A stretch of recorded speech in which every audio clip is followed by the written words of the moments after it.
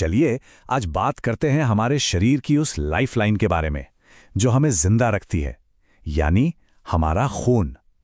इसे अक्सर जीवन की नदी कहते हैं और आज हम इसी नदी की गहराइयों में उतरेंगे। तो सवाल ये उठता है कि हमारी रगों में जो ये लगभग 5 लीटर खून दौड़ रहा है, उसके अंदर आखिर है क्या? ये सिर्फ कोई लाल रंग का पानी तो है नहीं। असल में ये एक बेहद कॉम्प्लेक्स सिस्टम है जो हर पल हमें जिंदा रखने के लिए काम कर रहा है। अगर हम साइंटिफिक भाषा में कहें तो खून एक फ्लूइड कनेक्टिव टिश्यू है, पर चलिए इसे आसान भाषा में समझते हैं। ये हमारे शरीर का सबसे बिजी सुपर हाईवे है। ये हमारे वजन का करीब 7% होता है और इसका काम है ऑक्सीजन, न्यूट्रिएंट्स जैसी जरूरी चीजों को उनकी जगह पहुंचाना और कचरे को बाहर निकालना। तो खून को अगर हम मोटे तौर पे बांटें तो इसके 2 मेन हिस्से होते हैं। एक हिस्सा लिक्विड है और दूसरा वो जिंदा सेल से बना है जो उस लिक्विड में तैर रहे हैं। चलिए इन दोनों को थोड़ा करीब से देखते हैं। और ये बात शायद थोड़ी हैरान करने वाली हो सकती है कि हमारा खून आधे से ज्यादा तो लिक्विड ही है। जी हाँ, करीब 55% हिस्सा प्लाज्मा है जो इसका लिक्विड बेस है, और बाकी के 45% में वो सारे सेल्स हैं जिन्हें हम फॉर्म्ड एलिमेंट्स कहते हैं। तो प्लाज्मा क्या है? ये वो हल्का पीला सा लिक्विड है जो ज्यादातर तो पानी ही है, लेकिन इसमें प्रोटीन, हार्मोन और मिनरल्स जैसी बहुत जरूरी चीजें घुली होती हैं। और दूसरी तरफ हैं ये फॉर्म्ड एलिमेंट्स, यानी असली सेल्स जो सारा काम करते हैं। Red blood cells, white blood cells और प्लेटलेट्स। तो चलिए अब इन सेल्स की फौज से मिलते हैं। ये 3 तरह के सेल्स हमारे शरीर के सबसे मेहनती वर्कर्स हैं और हर एक का काम एकदम फिक्स्ड है, एकदम स्पेसिफिक। तो देखिए, हमारे पास हैं एरिथ्रोसाइट्स यानी रेड ब्लड सेल्स। ये हैं हमारी ऑक्सीजन कुरियर सर्विस।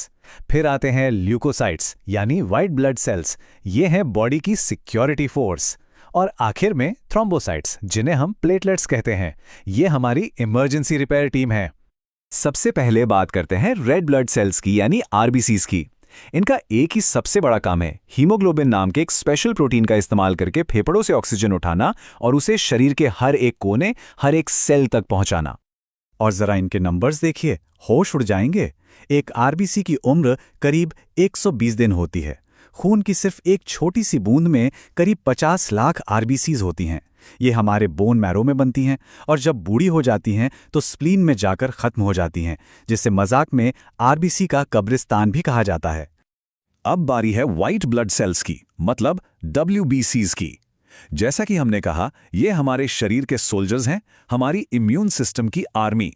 इनका काम है इन्फेक्शन से लड़ना और हमें बीमारियों से बचाना। लेकिन ये पूरी एक आर्मी है और इसमें अलग अलग तरह के सैनिक हैं। न्यूट्रोफिल्स, जो करीब 65% होते हैं, वो सबसे आम हैं। ये वो पहले सिपाही हैं जो इन्फेक्शन वाली जगह पर सबसे पहले पहुंचते हैं। वहीं बेजोफिल्स जैसे सेल्स बहुत कम होते हैं और एलर्जिक रिएक्शन में अपना रोल निभाते हैं। तो मतलब ये हुआ कि ल्यूकोसाइट्स हमारे बॉडीगार्ड्स हैं जो लगातार गश्त पर रहते हैं। और इसीलिए जब डॉक्टर ब्लड टेस्ट में डब्ल्यूबीसी काउंट बढ़ा हुआ देखते हैं तो वो समझ जाते हैं कि बॉडी में कहीं कोई लड़ाई चल रही है, कोई इन्फेक्शन है। और अब मिलते हैं हमारी टीम के तीसरे और सबसे छोटे मेंबर से, प्लेटलेट्स। ये खून में मौजूद सबसे छोटे सेल्स हैं, पर इनका काम बहुत बड़ा है।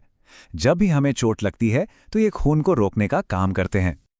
जैसे ही कहीं कट लगता है ना, ये प्लेटलेट्स फौरन एक्शन में आ जाते हैं। ये फाइब्रिनोजेन जैसे दूसरे प्रोटीन के साथ मिलकर एक जाल सा बना देते हैं, जिसे क्लॉट या थक्का कहते हैं। ये एक प्लग की तरह काम करता है जो खून को बहने से रोकता है और हीलिंग प्रोसेस को शुरू करता है। अच्छा, तो हमें ये तो पता चल गया कि खून में क्या क्या होता है, पर सबका खून एक जैसा क्यों नहीं होता? ए, बी, ओ, ये सब क्या है? इसका जवाब छिपा है हमारे सेल्स के ऊपर लगे एक खास पहचान पत्र में। इसका सारा राज छिपा है एंटीजेंस में। इन्हें आप रेड ब्लड सेल्स के ऊपर लगे छोटे छोटे आईडी बैज समझिए। हमारा इम्यून सिस्टम इन्हीं बैज को देखकर पहचानता है कि कौन सा सेल अपना है और कौन सा पराया। ये टेबल इसे एकदम साफ कर देती है। देखिए, अगर आपके सेल्स पर ए वाला आईडी बैज है तो आपका ब्लड ग्रुप हुआ ए, और आपकी बॉडी में बी के खिलाफ एंटीबॉडीज यानी सैनिक होंगे। अगर बी बैच है तो ए के खिलाफ सैनिक। ए बी ब्लड ग्रुप में दोनों बैच होते हैं तो कोई सैनिक नहीं, और ओ में कोई बैच नहीं होता, इसलिए ए और बी दोनों के खिलाफ सैनिक होते हैं। और इसी वजह से ब्लड ट्रांसफ्यूजन में ये सिस्टम इतना जरूरी है। टाइप ओ को यूनिवर्सल डोनर क्यों कहते हैं? क्योंकि इसके सेल्स पर कोई आईडी बैज ही नहीं है, तो किसी की भी बॉडी इसे दुश्मन नहीं समझती। और type A B universal recipient है, क्योंकि इसके खून में किसी दूसरे ब्लड ग्रुप के खिलाफ कोई हमलावर सैनिक ही नहीं होते। लेकिन बात यहीं खत्म नहीं होती। आपने सुना होगा ए पॉजिटिव, बी नेगेटिव। ये पॉजिटिव नेगेटिव क्या चीज़ है? ये ब्लड टाइपिंग पजल का आखिरी और बहुत ज़रूरी टुकड़ा है।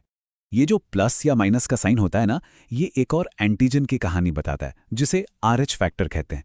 इसका पता 1940 में रीसस बंदरों में चला था और इसीलिए इसका नाम RH फैक्टर पड़ा। और ये बहुत बहुत ज़रूरी है। अगर आपके खून में ये RH एंटीजन है तो आप पॉजिटिव हैं, नहीं है तो नेगेटिव। और ये अंतर दो सिचुएशन में जान बचाने या जान लेने वाला साबित हो सकता है। पहला, ब्लड ट्रांसफ्यूजन के वक्त, और दूसरा, प्रेगनेंसी के दौरान। अगर एक RH नेगेटिव माँ के गर्भ में RH पॉजिटिव बच्चा है तो ये आगे होने वाली प्रेगनेंसीज में गंभीर मुश्किलें पैदा कर सकता है। तो जैसा कि हमने देखा, खून सिर्फ एक लाल रंग का लिक्विड नहीं है। ये एक अविश्वसनीय रूप से जटिल और ज़रूरी सिस्टम है। ये हमें ट्रांसपोर्ट करता है, हमें बचाता है और हमारी मरम्मत भी करता है। ये हमें सोचने पर मजबूर करता है कि जब ट्रांसपोर्ट और डिफेंस का ये नाजुक बैलेंस बिगड़ जाता है तो शरीर में क्या होता होगा।